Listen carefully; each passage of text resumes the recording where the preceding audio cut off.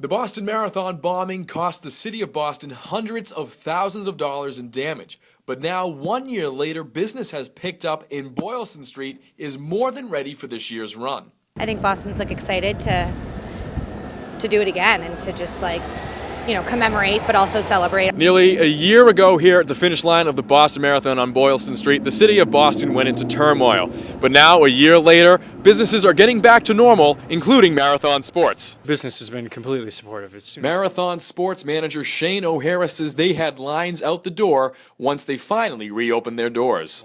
When we opened up, we had probably maybe 200 people. With a freshly painted finish line, members of the Boston community come to take pictures and admire how quickly the city has bounced back from such a despicable act just a year ago. And it's nice to see that everything is back to life. Right next to the finish line, Marathon Sports has everything you need for this year's 118th Boston Marathon, including everything from Boston Strong t-shirts to running apparel.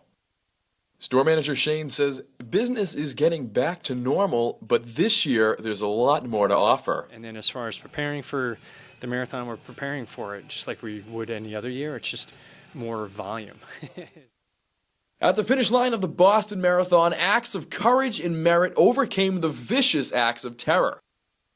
Business for Boylston Street is thriving, and they say this year's marathon will be the best of all time. Scott Smith reporting for CC8 Curry Primetime Report.